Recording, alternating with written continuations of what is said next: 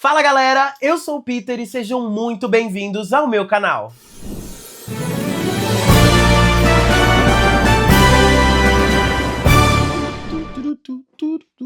Aqui no One More Peter Pan, no nosso mundinho de cultura pop, a gente vai falar muito sobre filmes, séries, animes, livros e tudo que estiver rolando de melhor no mundo do entretenimento. E hoje, finalmente, a gente vai falar do primeiro episódio da terceira temporada de A Casa do Dragão. E meu Deus, que episódio!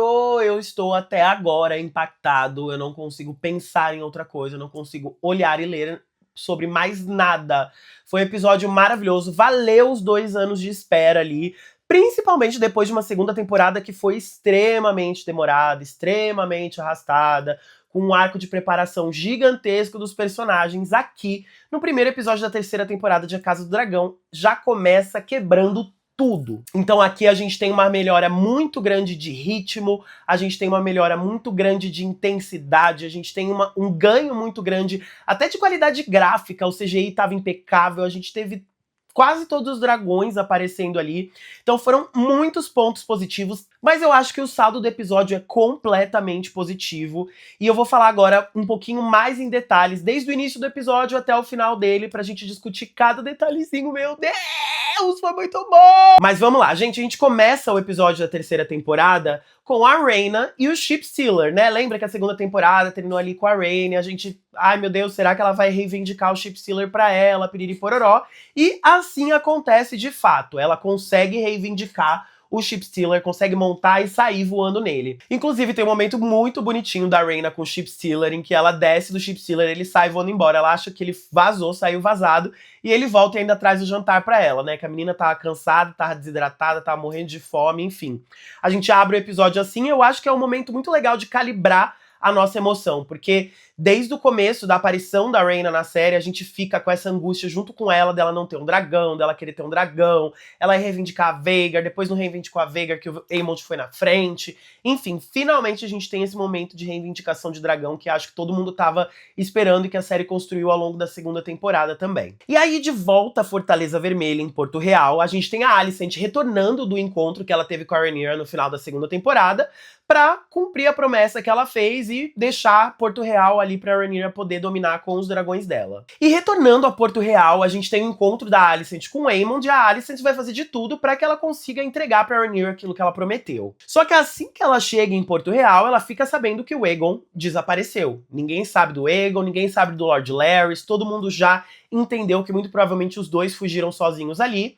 E o Aemond agora ele é a autoridade real em Porto Real, né? Ele é o novo rei. Com o sumiço do Aegon, seja por morte, seja por qualquer outra razão, o Aemond se torna a maior autoridade ali, ele se torna a autoridade do rei. Ele já estava ali como príncipe regente, mas enfim, ele segue nesse papel, só que agora ele sente que ele tem que ficar em Porto Real, porque não tem mais o rei ali pra dar essa legitimidade à posição. E aí, gente, é uma cena muito interessante, porque a gente começa a ver a Alicent de novo, né, todos os planos dela indo por água abaixo. A coitada não consegue fazer um plano e cumprir o plano até o final, que nunca vai dar certo. Mas enfim, ela ao longo do episódio, ela vai mostrar ali pra gente que ela vai dar um jeitinho dela pra que ela consiga cumprir a promessa que ela fez pra Rhaenyra. E aí, em Pedra do Dragão, a gente tem a Rhaenyra contando da promessa que a Alicent fez, todo mundo desconfiando dela por causa disso e tudo mais. E aqui a gente tem um momento muito importante, um momento que eu gosto bastante, que é a construção da relação da Rhaenyra com o Jacaerys. Porque desde a segunda temporada, existem vários momentos em que eles entram em embate, e aqui isso se agrava ainda mais nesse episódio. Principalmente quando o Jace toma a decisão de mandar a guarda real prender a Rhaenyra dentro do quarto dela. Eles ouvem ali que o bloqueio dos Velaryon tá sendo atacado pela Triarquia, e a Rhaenyra, sempre muito doida, já queria pular na Syrax e sair voando pra lá, pra Goela. Só que o Jace não gosta disso e manda o guarda real prender ela ali. É um momento, assim, do episódio que, cara, a gente tem a Rainha dos Sete Reinos, e ali tem uma fala dela sobre ela ser uma mulher, mas ela ter o espírito de rei e tudo mais. Eu entendi como a narrativa quis construir isso, mas não foi um momento que eu gostei tanto. Não pela fala da Rhaenyra, mas foi um momento que eu não curti. Porque, cara, como que a Rainha dos Sete Reinos vai ficar trancada no próprio quarto e ela vai dar uma ordem pro guarda e o guarda não vai abrir? Ah, é porque o Jace falou, você tem que proteger a rainha até dela mesma, piriri pororó. Ok, mas não faz muito sentido pra mim o príncipe herdeiro do trono dar uma ordem de prender a Rainha dos Sete Reinos no quarto. Então isso pra mim me deixou com um gosto esquisito, assim, da cena. Eu entendi que a gente precisava ter uma construção narrativa pro Jace poder ir pra Batalha da Goela, mas eu não acho que foi tão bem construído na série, assim, achei muito simples trancar a Rhaenyra no quarto e ele sair voando com a Baela em direção à Goela. Seguindo o episódio, a gente corta pra uma cena em que o Daemon tá ali nas Riverlands junto com o exército do Oscar Tully, e a gente percebe que eles já derrotaram os Lannisters, então a gente não tem a batalha, que é conhecida como a Batalha da Margem do Lago, que foi uma batalha muito grande no universo dos livros ali, que teve muitos mortos, mas a gente já chega com essa batalha praticamente vencida, e o exército da Rhaenyra já derrotando a galera que ficou sobrando ali viva. E assim, aqui também me gerou um momento de estranheza. Por quê? De novo, a gente vem de uma segunda temporada em que a gente teve um ritmo muito lento, em que a gente teve poucas batalhas, e quando a gente chega nessa terceira temporada, a gente tá sedento por batalhas. Beleza, o episódio tem 1 hora, a gente vai chegar na Batalha da Goela, que foi uma batalha fenomenal, mas também me gerou estranhamento o fato da gente já chegar numa batalha com ela finalizada. Eu entendo que isso foi feito pra economizar a narrativa, pra gente conseguir ir direto pra Batalha da Goela com maior velocidade, até porque muitas coisas vão acontecer ao longo da dança nessa temporada, mas ainda assim me gera estranheza porque a gente tá sedento por uma batalha de dragões, a gente tá sedento por uma batalha de campo entre exércitos desde a segunda temporada, que foi um momento que a gente teve só lá no segundo episódio da segunda temporada com a batalha de Pouso de Gralhas. Então, não me incomodou, me gerou um pouquinho de estranheza, mas não chegou a me incomodar. Ou melhor, me incomodou sim, gente. Eu queria ter visto guerra, queria ter visto batalha, queria ter visto sangue. Então me incomodou sim a gente já chegar no final da batalha, porque a gente tá nessa expectativa há muito tempo. Mas ok. E aí a gente tem o encontro do exército das Riverlands que o Daemon montou, com o exército do norte ali bonitinho. Os Lannisters estão derrotados ali nas Riverlands e segue o baile. Gente, tô com medo de achar que eu não gostei tanto desse episódio quanto eu pensava, hein? Mas é isso, tá tudo bem, vamos lá. A gente também tem os Cavaleiros da Semeadura ali, né? A gente tem o Hugh, a gente tem o Adam e a gente tem o Wolf, que eles estão ali nas Riverlands aguardando a Vhagar chegar, né? Porque a estratégia do Aemond era chegar com a Vhagar. E eles estavam ali preparados pra receber a vovó com 3 dragões novos do time dos pretos. E eu não sei, eu acho que a cena foi feita só pra mostrar que eles estavam ali, né? Obviamente, que a cena foi feita pra mostrar que eles só estavam ali aguardando a Vhagar e que a Vhagar, na real, não viria ali pras Riverlands. Mas também achei que a gente demorou muito tempo, a gente tem uma backstoryzinha ali do Wolf e tudo mais. E de novo, gente, por que que eu tô criticando, né? Pô, fiz a crítica ali da batalha, fiz a crítica aqui das sementes de dragão, ficaram esperando ali nas Riverlands a Vhagar chegar e tudo mais, foram momentos que não me agradaram tanto. Porque, de novo, cara, a gente tá desde a segunda temporada esperando um grande momento de batalha. Então, a gente termina a segunda temporada com o momento da semeadura, que foi um momento muito importante, foi um momento muito emocionante. E aí a gente vê as 3 sementes de dragão sentadinhas em volta de uma fogueira contando história triste. Ok, tá tudo bem, preparação, estou aceitando que sou eu ansioso para que a Batalha da Goela aconteça logo, para que a gente tenha um grande momento. Mas enfim, estão lá as sementes de dragão nas Riverlands, aguardando a chegada da Vhagar, que nunca chegou. Chega a Alice Rivers, manda um WhatsApp pra eles, falando, gente, a Rhaenyra tá precisando de vocês lá em Pedra do Dragão. De volta à Fortaleza Vermelha, a gente tem a Alicent ali escrevendo uma carta pra dar uma atrasadinha ali no exército Hightower e fazer o plano dela dar certo. E, enfim, ela tem um papo ali com a Helena muito interessante, né? Em que a Helena fala pra ela que o Aemond, ele esqueceu o que era sentir medo depois que ele montou a Vhagar. Né? Montar a Vhagar, reivindicar a Vhagar foi um momento muito importante pro personagem. Porque ele era um segundo filho, ele não seria rei, ele não se casaria com a Helena, que tem alguns pequenos indícios de que ele gostava dela ali na primeira temporada. Ele sempre recebeu menos atenção ali da mãe. Então, quando ele monta a Vhagar, é um momento de autoafirmação muito forte pro personagem. Ele monta o principal não, mas o maior dragão do mundo, né? O dragão da conquista, que ainda tá vivo. Então, acho que essa é uma colocação muito interessante, porque agora a gente volta para um momento em que o Aemond volta a saber o que é medo, porque a Rhaenyra tá lotada de dragões e a qualquer momento ela pode chegar em Porto Real e tomar a cidade sem muita dificuldade, queimando tudo. E aí, indo um pouco mais adiante, né, pra uma cena de encontro ali que a Alicent tem com o Aemond, também nessa intenção de fazer o plano dela funcionar. E aqui é um momento muito interessante, porque a Alicent me lembrou muito nessa cena em que ela tenta convencer o Aemond a ir pras Riverlands com a Vhagar. Ela me lembrou muito o próprio pai dela, o Otto Hightower, porque ele também utilizava de muita manipulação emocional com a Alicent pra atingir os próprios objetivos, né, fazer ela se tornar rainha, se casar com Viserys, fazer com que o filho dela fosse coroado rei dos Sete Reinos. Então, eu vejo muito do Otto Hightower, da criação que ele deu pra ela ali nesse momento em que ela tá manipulando o Aemond a ir pras Riverlands. E ela faz isso através do amor, do carinho, e é algo que o Aemond recebe com um grande impacto. E a gente já vai falar mais sobre isso, né?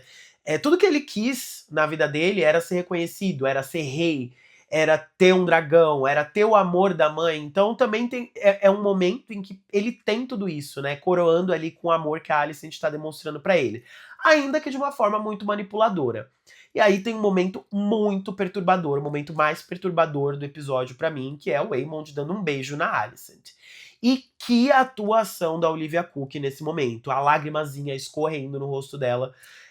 Depois que o Aemond sai, dá aquele close no rosto dela. Cara, que momento tenebroso, horrendo. E a atuação da Olivia Cooke foi perfeita nesse momento. Ela entregou muita emoção, ela entregou muito esse sentimento esquisito, esse gosto amargo que a gente ficou na boca enquanto é telespectador, né? E aí, mais adiante ali no episódio, quando a gente tá quase chegando na Batalha da Goela, com tudo pegando fogo de fato, a gente tem um momento em que a Rhaenyra recebe a notícia de que a Triarquia tá atacando o bloqueio naval do Corlys, e a Rhaenyra sai muito doida pra montar na Syrax e ir ela mesma de dragão pra Goela tentar ajudar a resolver o conflito e participar do conflito em si. O que, assim, é uma decisão ali que na série, pra personagem, não me agrada muito. Porque a Rhaenyra tá em possessão de muitos dragões nesse momento. Não faz o menor sentido narrativo ela montar na Syrax, ela querer montar na Syrax e ir pro conflito ela mesma. Visto que ela tem, beleza, sementes de dragão estão lá nas Riverlands esperando a Vhagar chegar. Ok, mas há meios dela conseguir se comunicar. Beleza, mas Pedra do Dragão é ali do lado e tudo mais. Entendo essas questões, mas me pareceu muito pouco estratégico da parte da Rhaenyra decidir ela mesma montar o dragão dela pra enfrentar a Triarquia na Goela. Até porque a Triarquia, a gente não é como se a Vhagar estivesse participando da batalha, não é como se a Tessarion dos Verdes também estivesse participando da batalha. A Batalha da Goela não tinha dragões ali. Então não tinha necessidade dela enviar um dragão naquele momento também, se você para pra pensar. Então, não fez muito sentido narrativo pra mim ela tomar essa decisão completamente sem pensar e querer montar no dragão dela e sair voando pra ajudar no conflito. E aí a gente teve outro momento na sequência desse que também não me agradou muito, que é o Jacaerys mandando a guarda real prender a Rhaenyra no quarto. Cara, com aquele argumento de que você tem que proteger a rainha até dela mesma e tudo mais, ele faz uma manipulação ali com o guarda. Ok. Mas em que momento um rei ou rainha dos Sete Reinos vai ser trancado no próprio quarto pelos filhos, gente? Isso não faz o menor sentido. Me pareceu muito esquisito o guarda prender a Rhaenyra no próprio quarto por ordem do filho dela. Não fez muito sentido ali pra mim, esse momento. E tá rolando essa construção do Jacaerys desde a segunda temporada. Por ele ser herdeiro, ele também se sentiu muito impotente em muitos momentos da segunda temporada, e ele expressou isso tal qual a Rhaenyra. Porque a Rhaenyra representa o trono, o Jace representa a herança do trono, a sucessão. Então eles dois não podem se arriscar nas batalhas ao bel prazer deles, porque isso prejudica toda a briga de sucessão que tá rolando justamente durante a Dança dos Dragões. Mas faz muito sentido o Jace, nesse impulso jovem, nesse impulso de querer ajudar e participar da Dança dos Dragões de fato, ele pegar o dragão dele e sair louco. Isso faz sentido. A Rhaenyra nem tanto.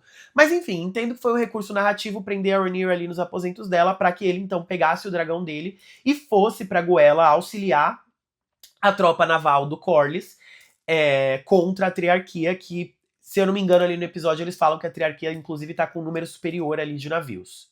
Mas enfim, Rhaenyra está trancada no quarto, ela tem todo momento falando dela como mulher, que ela tem o espírito de rei e tudo mais, que também não sei se foi melhor, tão bem escrita ali essa cena, né? Enfim, até porque eu achei muito ridícula toda a situação da Rhaenyra estar presa no quarto, mas enfim, indo pro Jacaerys. Jacaerys, então, convence a Baela para que os dois voem pra Goela e participem da batalha naval que tá acontecendo ali.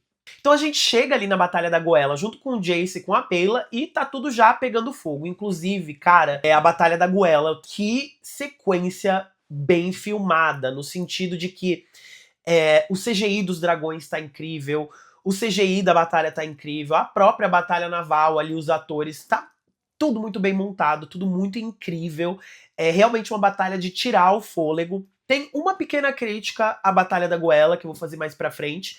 Mas enfim, a gente chega no momento em que tá rolando a batalha naval entre a Triarquia e a tropa naval dos Velaryon ali. Inclusive tem uma cena de batalha naval muito, muito, muito legal, em que o Corlys, ele entende que o Almirante Lothar, ele tá perseguindo ele mesmo, então o objetivo do Almirante é pegar o Corlys em vingança às batalhas dos degraus que aconteceram ao longo de anos ali em Westeros, e ele atrai o Almirante para uma passagem super estreita ali nas montanhas, em que a Triarquia perde vários navios, e aí o Almirante obviamente consegue passar no navio dele, consegue atracar no navio do Corlys, e aí rola uma grande batalha ali, né, entre o Corlys e o Almirante Lothar ali, que é uma sequência também muito legal, já vou falar um pouquinho mais dela. Mas quero falar ali dos dragões, né? Então a Baela e o Jacaerys chegam à Batalha da Goela e já começam descendo Dracarys em todo mundo, inclusive cenas da Moondancer e da Baela são incríveis. A gente vê que a Baela, ela é uma montadora de dragão muito experiente, porque ela consegue fazer muitas manobras com a Moondancer ali. Realmente ela é rápida como uma flecha, como ela é descrita ali nos livros. E é muito emocionante a agilidade com que a Baela e a Moondancer conseguem participar ali da batalha. Inclusive salvando o Jacaerys, né? A gente vê, em contraste a Baela e a Moondancer, que o Jacaerys e o Vermax ainda são um pouco inexperientes, até porque eles não têm voado muito pra batalha, então eles chegam ali na Batalha da Goela já recebendo um daqueles escorpiões, né, aqueles arpões que prendem no Vermax. A Baela consegue ainda com a Moondancer romper a corda desse arpão que tava pegando o dragão, porque é muito interessante, né? Ali em Game of Thrones, a gente tinha os arpões que só disparavam as flechas nos dragões da Daenerys. Aqui, o pessoal da Triarquia tá com uma estratégia que é um arpão muito similar, que é disparado ali, só que eles colocam um peso embaixo, meio que pro dragão afundar na água, pro dragão se afogar e não conseguir voar. Então é uma estratégia bastante interessante do pessoal ali da Triarquia. O Jace consegue se safar dessa primeira vez com a ajuda da Baela, e aí eles estão ali na Goela, né, enfim, com seus dragões, auxiliando as tropas ali do Corlys. E a gente tem ali o Corlys e o Alyn, né, o seu filho bastardo, comandando o navio do Corlys no embate com a Triarquia, principalmente no momento em que o navio do Almirante consegue atracar no navio do Corlys. Rola a batalha entre eles ali. Eu acho que nesse episódio a gente tem uma construção da relação do Corlys com o Alyn muito legal, que é uma construção que vem acontecendo também desde a segunda temporada. E aqui a gente tem um momento, né, antes da Batalha da Goela começar, deles descobrirem que a Triarquia tá chegando pra atacá-los, o Corlys meio que serve uma bebidinha ali, pra eles dois beberem uma bebidinha alcoólica, baterem um papo. O Corlys fala um pouco da mãe do Alyn, da relação que eles tinham e tudo mais.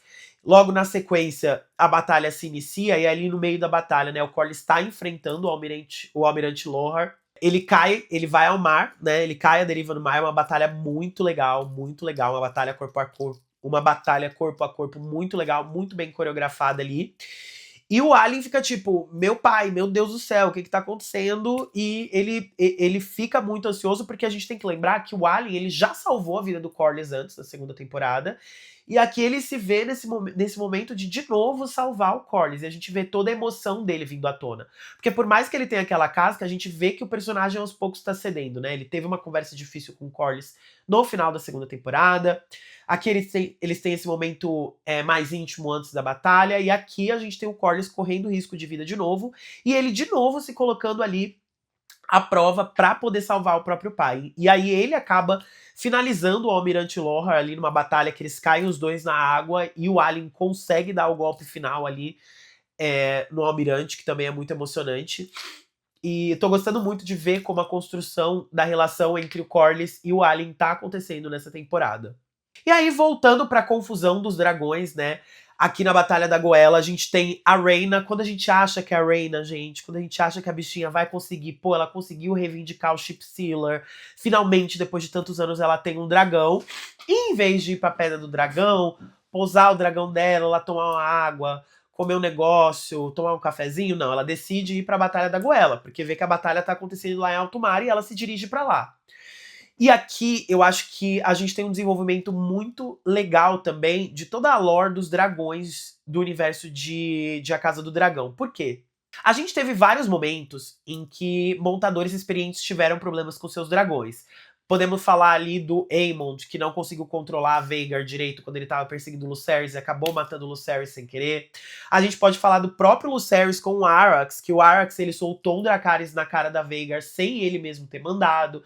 Então a gente entende em A Casa do Dragão, ao longo dessas 3 temporadas, que o treinamento com os dragões ele é algo que demora a acontecer, demora até que os cavaleiros tenham controle completo sobre os seus dragões. Exige um treinamento muito constante para que eles estejam totalmente em sintonia. Fora a questão do talento, do sangue, das questões místicas e tudo mais. E aí a Rhaena tem a brilhante ideia de se envolver na Batalha da Goela, só que logo que ela chega lá, tudo já começa a dar errado. Porque o Shipstealer começa a meter fogo nos navios da própria frota Velaryon. Então ele meio que se descontrola, ele começa a meter fogo nos navios. Ninguém ali da frota entende que o Shipstealer é um dragão, entre aspas, amigável e que a Rhaena tá lá. Nem o próprio Jace e a Baela percebem de cara que é a Rhaena que tá montando o Shipstealer. Tanto que eles têm que fazer várias manobras evasivas quando eles percebem que a Rhaena tá montada no dragão pra não matá-la. Porque eles estavam indo pra atacar o Shipstealer, quando eles percebem que a Rhaena, eles têm que contornar ali aquela situação. E a gente vê o Shipstealer completamente confuso, atacando sem receber ordens. Por quê? Porque o Shipstealer, gente, até 5 minutos atrás, ele era um dragão selvagem. Beleza, a Rhaena conseguiu fazer... conseguiu domar o Shipstealer, né? Conseguiu reivindicar o dragão. Mas no final do dia, ele era um dragão selvagem até o dia anterior. Não é do dia pra noite que a Rhaena ela vai conseguir ter um Shipstealer treinado. Não adianta ela falar Likiri, do Hairas, que não vai funcionar porcaria nenhuma ali naquele momento. Porque é um dragão selvagem que ela acabou de reivindicar. E, obviamente, ela não tem experiência nenhuma em batalha. E nem o dragão dela tem experiência. O dragão dela tem experiência em comer ovelha, gente. Mas, enfim, achei interessante a maneira como eles utilizaram a Rhaena e o Shipstealer aqui para criar um caos e uma confusão maior para os próximos momentos ali da Batalha da Goela. Acho que o comportamento do dragão ele faz super sentido na lore que tem se construindo em A Casa do Dragão. E é isso, né, gente? Quando a gente acha que a Laena vai dar uma bola dentro, que ela vai conseguir ajudar, a bichinha vem e só atrapalha. Às vezes era melhor ela ter pego o navio e ido pra Pentos com o Aegon e com o Viserys, que ia ter dado melhor para ela. E aí, dentro dessa confusão deles querendo ir pra cima do Shipstealer, depois vem que é a Rhaena, e aí eles têm que fazer várias manobras evasivas, eles não sabem muito bem como contornar aquela situação. A gente tem outro arpão acertando o Verma. E, cara, essa cena é de cortar o coração, porque o arpão, ele tá rasgando o dragão, e a gente ouve o dragão chorando ali, né, com muita dor e tudo mais. Então, praticamente uma cena de crueldade animal, ao vivaço ali. Então, dá muito nervoso essa cena. O dragãozinho vai caindo, e você vê que ele vai se afogar, e a gente fala, não, a Baela vai chegar de novo e salvar ele de novo. Só que a Baela não consegue, por mais que ela seja mais experiente, ela não consegue chegar a tempo. E o Vermax, ele é arrastado por água abaixo. Gente, que cena agoniante. Meu Deus do céu. Muita agonia, muita tristeza, assim.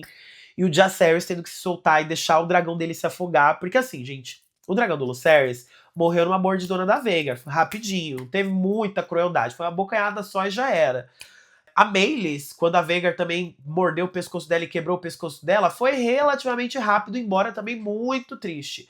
Agora aqui a morte do Vermax foi lenta e dolorosa e, nossa, foi horrível de assistir, horrível. E a gente tem uma pequena esperança, porque o Jacaerys consegue se soltar do Vermax e ele vai pra superfície ali, se agarra num pedaço de madeira lá, Titanic, pra tentar se salvar. E aí tem logo na sequência disso, ele consegue ali se estabilizar, ele começa a tomar várias flechadas do pessoal da Triarquia que tava em um dos navios ali próximos. Então é uma flecha no peito, outra nas costas, outra no pescoço, assim. E, nossa, você vai sentindo sua vida se esvaindo junto com o Jacaerys, assim, gente, que é muito triste. A Rhaenyra já perdeu o Lucerys. Agora ela perde o primogênito dela ao Trono de Ferro. Perde o herdeiro dela, o primeiro filho dela. Então, vai ser algo que vai gerar muita repercussão. Foi uma cena extremamente triste, tanto pro dragão, crueldade animal, torando, quanto pro Jacaerys ali.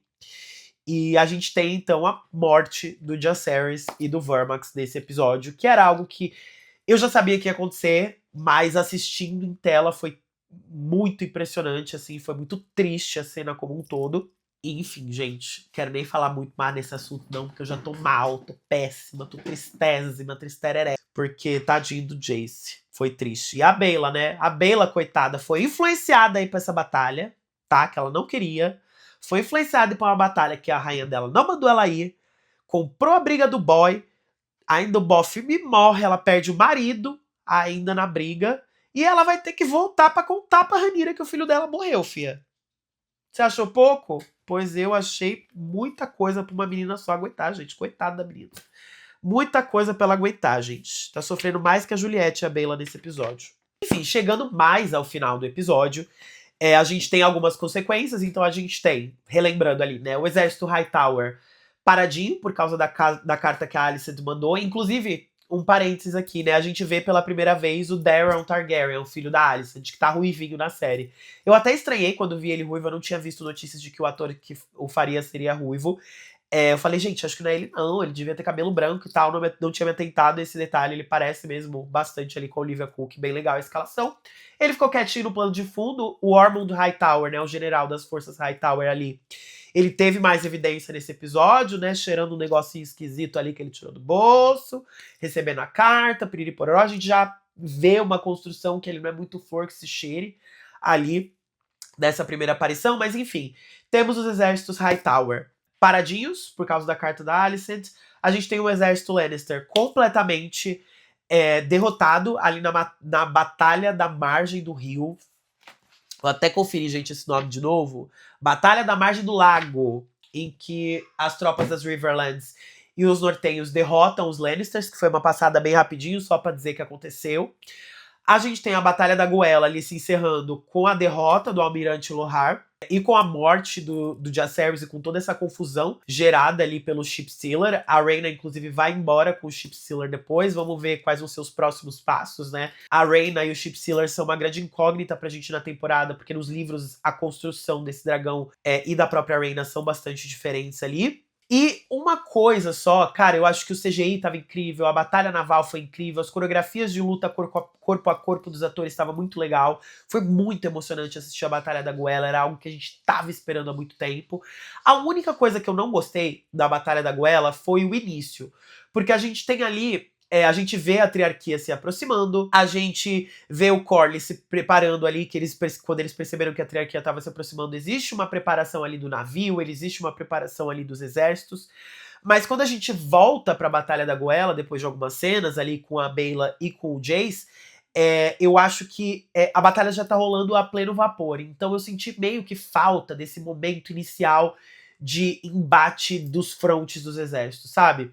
Então, por exemplo, quando a gente tem a cena da Batalha dos Bastardos ali em Game of Thrones, que a gente tem a cena dos exércitos se chocando, quando a gente tem, sei lá, em umas Crônicas de Nárnia, que a gente tem o exército da Feiticeira Branca e o exército do Aslan se chocando, eu acho que esse primeiro choque para construir a nossa expectativa e em questão de impacto, me fez um pouco de falta. Por quê? O episódio já começou com uma batalha já terminada, né? E eu não acho ruim, porque eu entendo que o importante era a gente chegar na Batalha da Goela. Foi uma escolha narrativa ok ali pra gente conseguir chegar logo na batalha. Mas a falta desse início ali, desse primeiro choque da triarquia com a frota naval do Corlys, foi algo que me incomodou um pouco. Porque é isso, chega a Baela e chega o Jace ali, na Batalha da Goela, a batalha meio que já tá rolando a todo vapor. Então foi um pequeno incômodo narrativo que eu tive com a Batalha da Goela, por conta da gente já ter começado o episódio ali com a batalha já em vias de se encerrar, e aqui na Goela eu sinto que a gente sabe que ela vai começar, e quando a gente volta pra ela já tá no meio, já tá rolando. Mas enfim, fora isso, acho que foi uma batalha muito emocionante, muito bem construída. Eu acho que muitas pessoas vão achar que foi uma sequência bagunçada, mas eu tava até comentando com os meus amigos, né, que a gente assistiu juntos o episódio aqui em casa. Cara, a guerra é algo bagunçado. Não é tudo organizadinho, bonitinho, um lado joga primeiro, depois não é um jogo de xadrez a guerra, né? Guerra é bagunçada, a guerra é uma zona, e a gente viu todo o desespero, toda a zona e toda a bagunça que uma guerra seria. E eu achei que teve até um grau de organização muito bom, porque a gente tem a parte da batalha naval, do combate por corpo a corpo dos soldados, a participação dos dragões. Então eu acho que cada um desses momentos foi muito bem construído, ao mesmo tempo que a gente teve os momentos dramáticos, né? Pô, o Alyn derrotando o almirante da triarquia, o Corlys vendo Deriva Marca ser queimada, né? Porque quando a gente descobre que o Lohar, ele tá ali na batalha pura e simplesmente pra se vingar, ele inclusive joga o Tyland Lannister no mar, que queria saquear a Deriva Marca e pegar o Corlys. Enfim, a gente tem esses momentos muito emocionantes ali, né? Então a gente tem Marca sendo saqueada pela triarquia, a gente tem o Corlys à beira da morte, o Alyn lutando e derrotando o Almirante Lohar. A gente tem os dragões, o momento do Chipsealer descontrolado e da Rhaena sem saber o que fazer. O Jacaerys e o Vermax morrendo. Então foi um episódio com muitas emoções, com morte de personagem importante. Fora essa questão do detalhe do início do confronto ali na goela, que foi a única coisa assim que me incomodou. Achei que foi uma sequência muito emocionante. Ela é bagunçada, ela é muito louca, é muita coisa acontecendo ao mesmo tempo, tal qual é a guerra na vida real também, né, gente?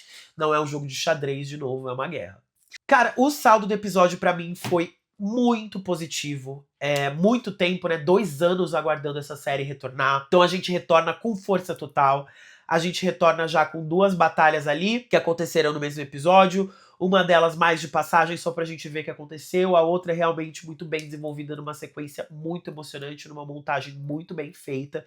Então acho que valeu a pena toda a preparação da segunda temporada. Não tivemos personagens alucinando em Harrenhal, graças a Deus. Então foi um início de temporada muito eletrizante, foi um início de temporada muito forte, mostrou que a terceira temporada tem tudo pra ser a melhor temporada de A Casa do Dragão até o momento.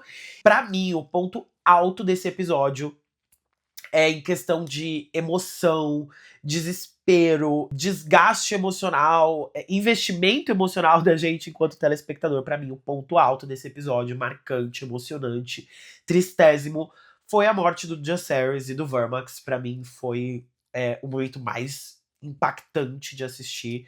Foi um momento muito triste, demorado, com requintes de crueldade. Então foi um momento que realmente me impactou muito. E se eu puder roubar aqui e colocar um segundo momentinho ali, a morte do Almirante Lohar pra mim foi muito forte também, com o Alyn derrotando ele ali na batalha que eles estavam tendo na água. Foi muito emocionante, foi muito legal de assistir. E pra mim, o pior momento, de longe, deste episódio foi a Rainha dos Sete Reinos trancada no quarto, tal qual um adolescente de castigo. Desculpa, ferramenta narrativa mal escrita, mal pensada, ruim pra cacete, tipo assim. Gente, desculpa, vocês não vão conseguir me convencer de que a Rainha dos Sete Reinos ia ficar trancada no próprio quarto pelo próprio filho, tá? Foi o ó esse momento. Nota 0 pra esse momento, nota 0. Este momento do roteiro. E vamos ver aí o que vem pelos próximos episódios. Eu tô muito ansioso, eu queria que tivesse todos disponíveis já pra gente poder maratonar e falar de cada um deles aqui, mas infelizmente a gente vai ter que esperar até o próximo domingo. Não se esqueçam de se inscrever no canal, deixar o seu like, ativar o sininho para não perder nenhuma notificação. Lembrando que toda semana, toda segunda-feira, eu vou publicar o review do episódio que saiu naquela semana de A Casa do Dragão. Tô muito animado pra estar aqui. Não deixa de me seguir também nas minhas redes sociais, a todos os lugares possíveis e imagináveis. E até a próxima semana. Fui!